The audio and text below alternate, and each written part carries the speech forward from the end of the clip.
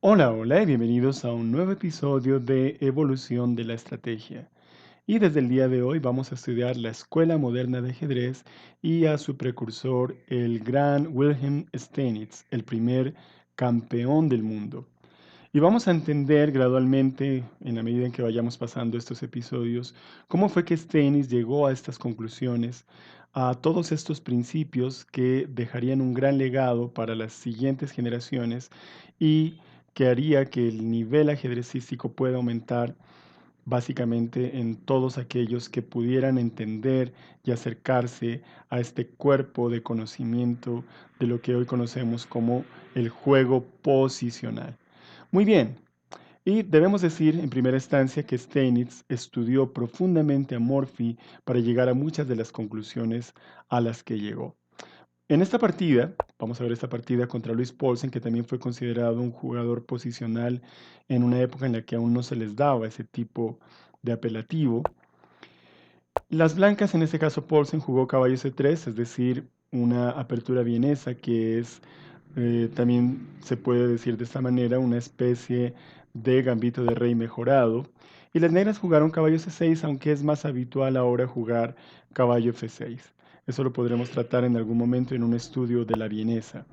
Vino G3, Paulsen fue también uno de esos jugadores que anticipaba el famoso juego de carácter hipermoderno con los alfiles en fianchetto, buscando vigilar el centro a distancia, que es un tema también que hablaremos en su respectivo capítulo cuando lleguemos a la escuela hipermoderna. Stennis todavía muy tradicional juega alfil C5, alfil G2, caballo F6 y D3. Y D3 en ese momento ya necesita cuidado la posición de las negras porque pretenden jugar caballo A4 tratando de eliminar este fuerte alfil de la casilla C5. Así que las negras juegan D6. Si jugaran D6 en ese momento, terminarían quedándose sin la pareja de alfiles y sobre todo perdiendo este poderoso alfil. Por esa razón se juega A6, una jugada a tener presente. Vino la jugada caballo F3, ahora sí D6, enroque corto, H6. H6 para impedir saltos del caballo a G5 tocando el punto F7 o la clavada del alfil en G5 con la combinación del salto del caballo a D5. Vino la jugada alfil E3, que en este caso es un poco imprecisa, porque generalmente se ataca el punto F7 con la torre y con un alfil que puede atacar desde la diagonal que va desde A2 hasta G8, pero el alfil está en G2, por lo tanto en este caso no funciona de manera efectiva la apertura de esta columna y por lo tanto no fue buena la jugada de alfil E3. Vino la jugada caballo H7, caballo D5, caballo E7 tratando de cambiar en D5, caballo D2, alfil E6, C4 y C6, obligando a cambiar o a retirar el caballo de esta casilla. Vino el cambio, dama por D4, enroque corto, D5, alfil D5 y caballo F3. En este caso es importante tener muy presente lo que voy a explicar porque es una de las características del juego posicional y que precisamente Steinitz nos lo mostraría con bastante eficacia y es el famoso ataque en el flanco de dama. Antes, sobre todo en el periodo romántico, se buscaba atacar directamente al rey, en el lugar donde el rey esté enrocado. Y se procuraba realizarlo con sacrificios, de maneras ingeniosas, con ataques bastante intensos, bastante fuertes, pero el ataque en el flanco de dama era casi desconocido. Y es evidente que hay muchas posiciones en las cuales un ataque de ese tipo no puede prosperar y por lo tanto es necesario realizar un ataque en el flanco de dama. En este caso, Steinitz cierra para iniciar el ataque en el flanco de dama. Vino la jugada dama de 2 y siendo consistente y coherente con el plan, vino la jugada B5, B3 y torre B8. Vemos que todas las jugadas van encaminadas exactamente en la misma idea, ataques en el flanco de dama. Vino la jugada torre A B1, caballo F6, caballo H4 y también vemos que parte de los planes naturales en este tipo de posiciones consiste en evitar el mejoramiento de las piezas del rival y en evitar sus planes. Por eso vino la jugada la jugada G6 para evitar que el caballo salte a F5.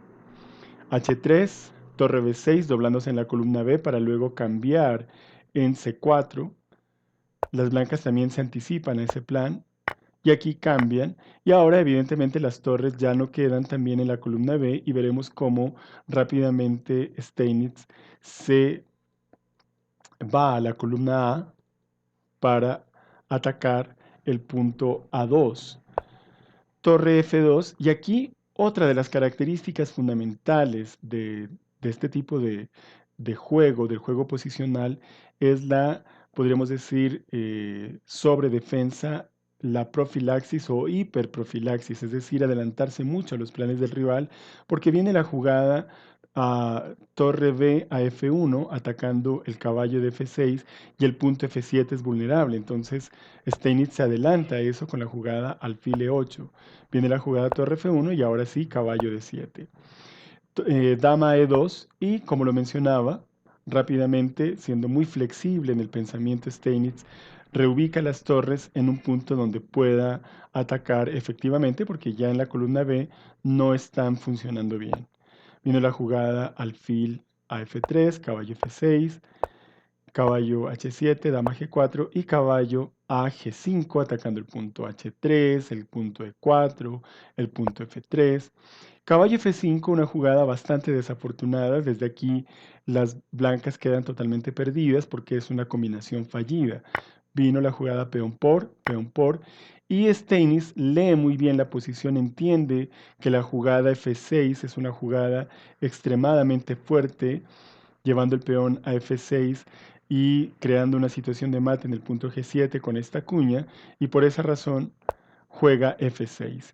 Y vemos que también fue desafortunada porque las negras tienen esta intermedia H5 obligando a la dama a retirarse y las negras quedan con pieza de ventaja y las blancas no tienen ninguna compensación porque este alfil ni siquiera es una pieza que puede atacar de manera directa, no se puede incorporar rápidamente al ataque y las torres están bastante torpes para el ataque al rey negro. Son las negras las que siguen teniendo bastante ventaja en esta posición. Vino la natural, alfil F3, atacando el punto H5, pero como lo decía, ahora es Steinitz quien está atacando en la columna A de manera bastante fuerte. La jugada torre A1, E4, alfil por y dama E5 a la torre. Y no hay manera de defender el peón de A2 y al mismo tiempo defender la torre de A1. Así que lo que hizo Paulsen fue alfil por E8, dama por A1 y la partida está prácticamente ganada para Steinitz. Vino la jugada alfil E2, dama E1. Desde aquí vemos cómo Steinitz es bastante incisivo, es decir, ya no le da ningún tipo de contrajuego a su rival. Dama D2, vemos que las piezas están atadas, prácticamente está solo resistiéndose un poquitito Paulsen, pero está totalmente perdido. Vino la jugada dama H6, dama por D5, G4 y una jugada sencilla de simplificación, pero bastante efectiva, torre por E2 y dama por F5. Este era también el alfil, era el defensor del peón de G4 y ahora va a caer el peón de G4 y las blancas están absolutamente perdidas. Por eso Paulsen se rindió. Seguiremos mostrando ejemplos de este tipo, de partidas de un carácter posicional muchísimo más profundas y seguiremos avanzando en cuanto a esto. Saquemos solamente algunas conclusiones. Vemos que eh, l- en este tipo de juego no se tiene miedo a pasar al final porque se tiene bastante técnica para jugar correctamente el final, es decir, no hay ansiedad por tratar de ganar de manera apresurada la partida ni en la apertura ni en el medio juego. Aparte de eso, se tiene un juego que está combinando adecuadamente el ataque con la defensa y la defensa se considera algo sumamente importante y se tienen claros los principios defensivos también. Vemos que se juega por el flanco de dama, se juega con mucha paciencia, no se busca atacar rápidamente al rey y mucho menos si no hay ninguna opción real de atacar al rey. Entonces se crean otro tipo de planes o también se puede realizar jugadas de espera sin que se deteriore la posición. Esas son algunas ideas que por ahora vamos asumiendo del juego posicional. Seguiremos adentrándonos en esto, van a ser varios episodios y hablaremos de tenis de manera un poco más profunda en nuevos episodios. Gracias por acompañarme y ya nos vemos. Chao, chao.